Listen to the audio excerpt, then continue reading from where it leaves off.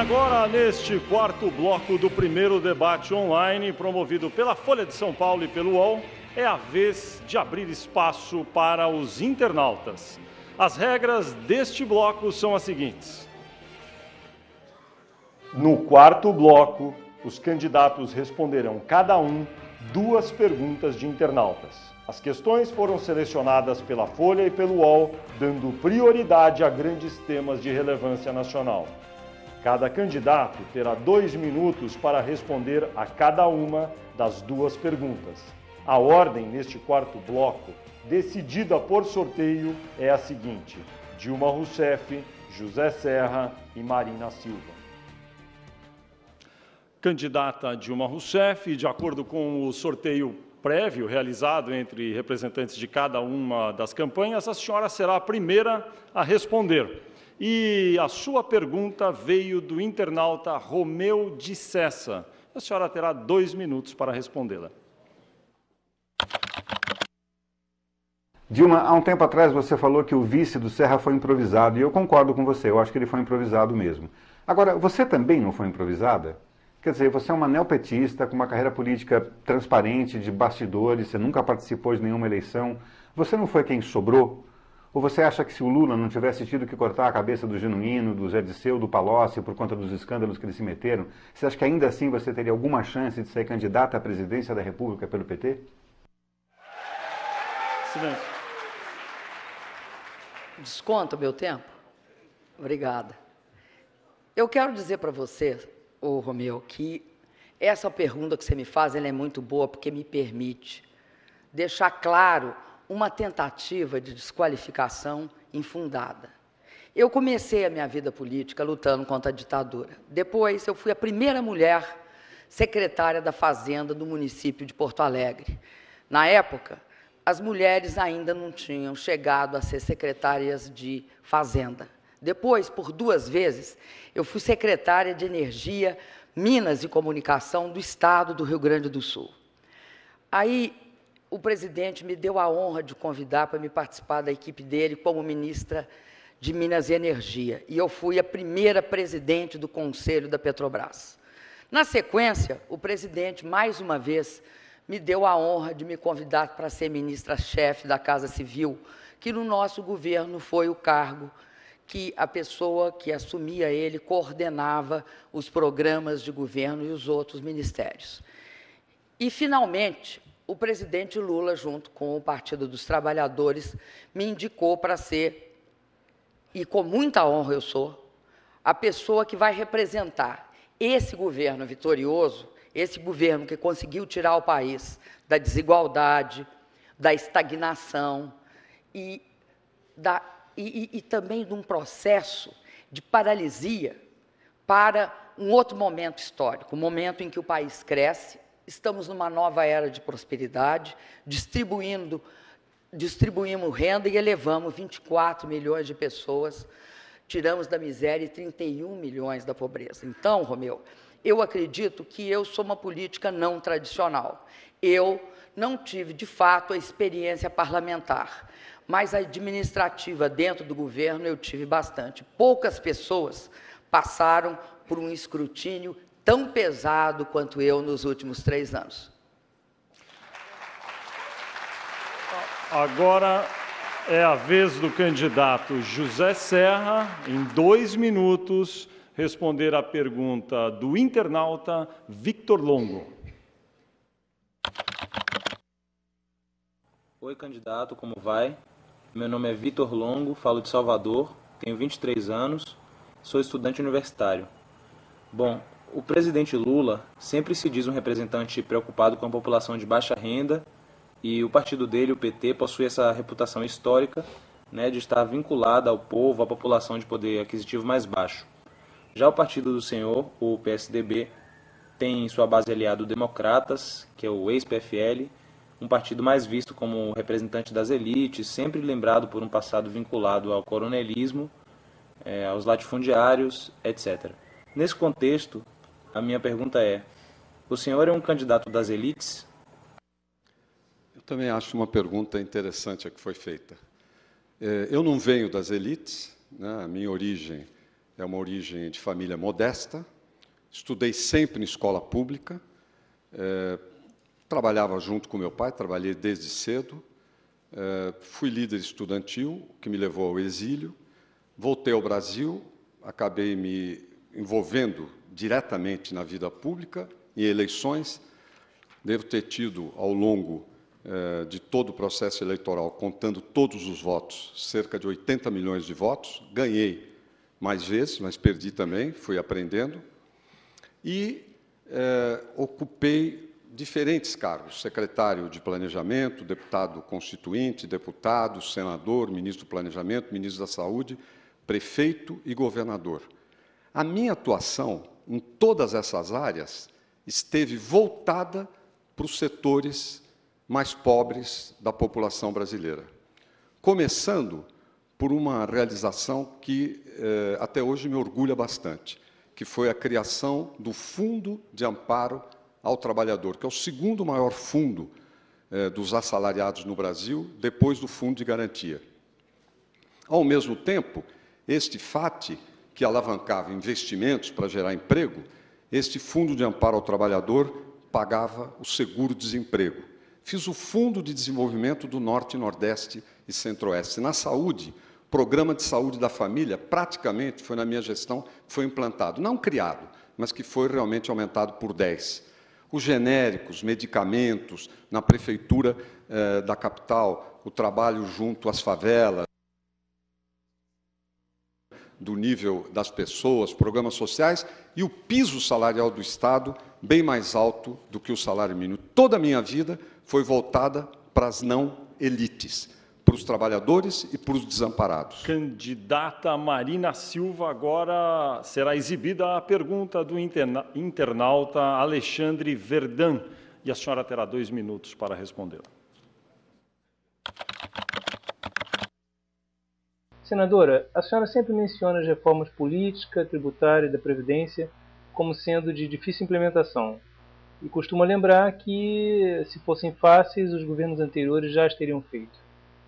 Por outro lado, a senhora propõe a criação de uma Assembleia Nacional Constituinte como forma de superar os obstáculos oferecidos pelos parlamentares eleitos em mandato geral. A minha pergunta é a seguinte: se fazer uma reforma já é difícil, o que dirá 3? Nesse caso, como presidente da República, que reformas ou quais reformas a senhora daria mais destaque, mais prioridade na implementação das mudanças necessárias ao país? Bem, eu confesso que eu até passei a mão no lombo aqui quando veio a pergunta do internauta. Mas essa, de fato, foi uma excelente pergunta, porque eu tenho dito que as reformas, elas viraram consensos ocos. E as pessoas se comprometem com as reformas durante as campanhas, assumem compromissos em todos os debates que se vai com as reformas, e quando ganham, reformam os compromissos que fazem. E por que reformam os compromissos que fazem com as reformas? É porque seus blocos de aliança, como eu falei anteriormente, estão completamente viciados. É por isso que eu tenho dito, a nossa proposta é a proposta que pode integrar um esforço de todos os partidos para que, de fato, elas saiam do papel através de um processo constituinte exclusivo.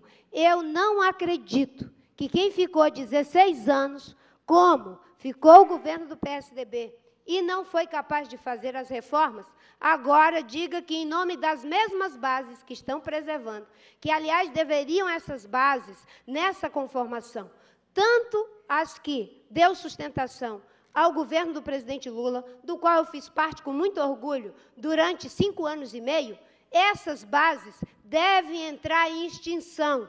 Devem entrar em extinção porque são elas que estão interditando as reformas. Nós precisamos de uma nova qualidade política, de um novo acordo social que nos faça ver aquilo que está acima dos interesses imediatos de cada partido. Cada um ganha e tenta governar sozinho e se torna refém do fisiologismo. É por isso que eu digo, nós precisamos fazer um realinhamento histórico entre os partidos da social-democracia para que o Brasil Pare de fazer o consenso oco e assuma o compromisso de fato. Obrigado, candidata Marina Silva. E antes de passar a próxima pergunta para a candidata Dilma Rousseff, uma informação: a Folha de São Paulo e o UOL têm o prazer de informar que este debate no Twitter, com o hashtag #DebateFolhaUOL, está em número 1 nos Trending Topics do Twitter e é um sucesso absoluto de audiência.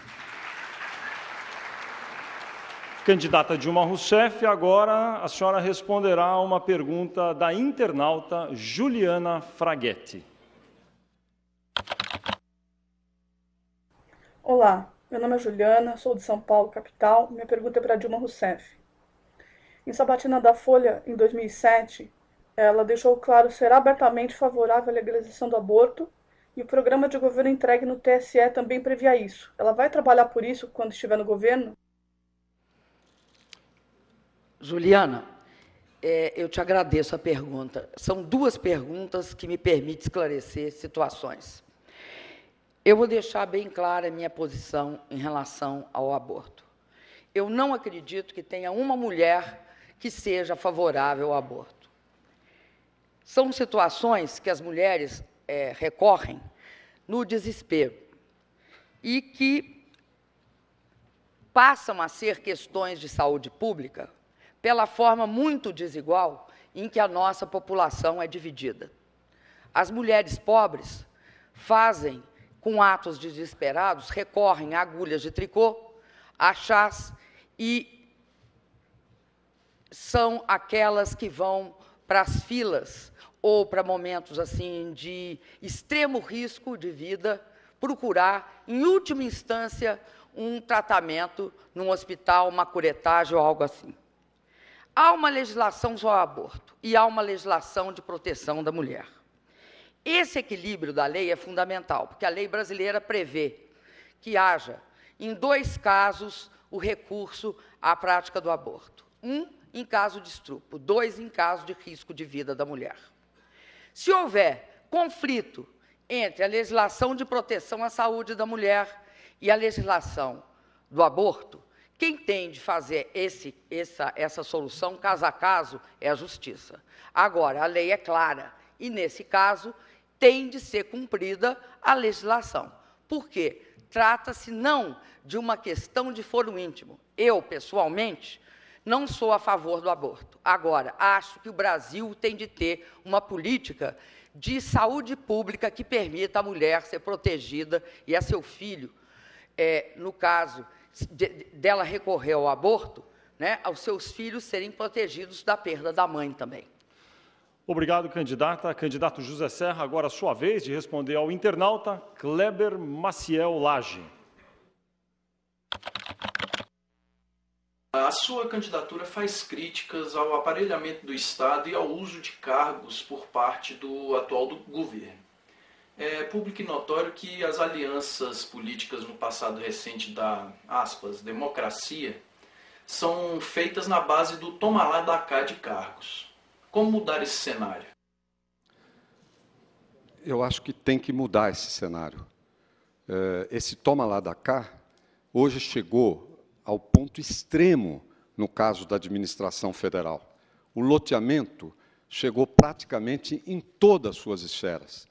Veja o caso do Ministério da Saúde, por exemplo, onde a Fundação Nacional de Saúde, que é tão importante para atender os casos de endemias, de epidemias no Brasil, foi praticamente jogada no chão pelo loteamento político, né, pela divisão, gente que não tem nada a ver, corrupção, enfim, um descalabro. E como a Funasa, nós poderíamos mostrar muitos outros setores. Veja agora o que aconteceu com a empresa brasileira de Correios e Telégrafos. Tudo loteado entre partidos, entre setores de partidos, entre grupos de deputados e tudo mais. Da maneira mais clara possível,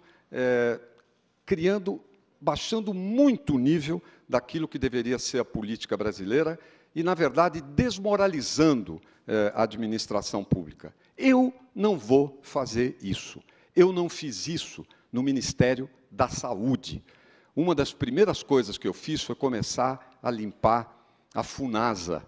Inclusive, fizemos um decreto impedindo que os coordenadores da Funasa fossem nomeados sem um currículo mínimo, o que já limitou dramaticamente as chamadas indicações políticas. Não fiz loteamento na Prefeitura de São Paulo, não fiz loteamento no governo do Estado de São Paulo, nem com secretários, nem com diretores de empresa. É preciso dar um choque no Brasil nessa matéria, por um fim a esse troca-troca desavergonhado.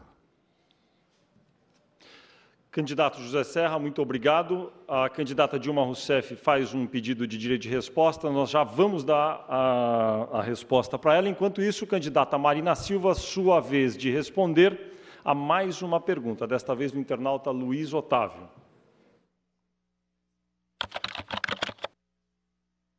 Candidata Marina, bancos e empreiteiras, como, por exemplo, o Banco Itaú e a Camargo Correia, são importantes doadores eleitorais. Pergunta, a senhora acha que eles fazem doações eleitorais por amor ao Brasil?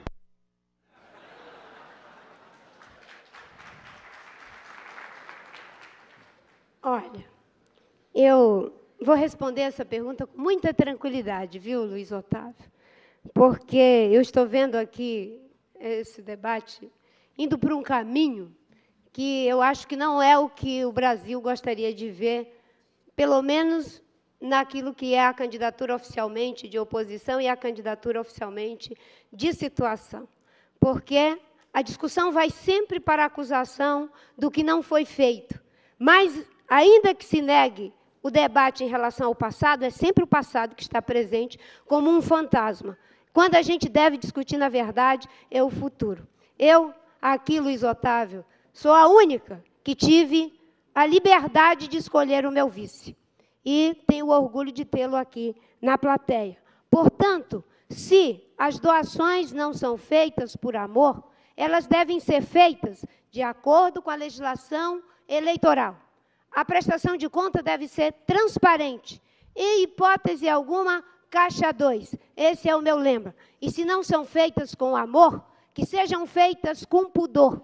O pudor do respeito à legalidade, o pudor do respeito à transparência, o pudor do respeito à legislação que rege que o sistema de doação é feito por pessoa física e por empresas. E eu, graças a Deus, conto com um sistema que já possibilitou uma contribuição de mais de 400 pessoas físicas, o que está sendo uma inovação em transparência, quebrando a velha lógica de poucos contribuindo com muito, para que muitos possam contribuir de acordo com as suas possibilidades. Obrigado, candidata Marina Silva. Candidata Dilma Rousseff. Consultei a comissão arbitral e me disseram que não houve uma ofensa pessoal à sua honra, então desta vez não haverá direito de resposta. E terminamos agora este bloco, mais um intervalo de 5 minutos.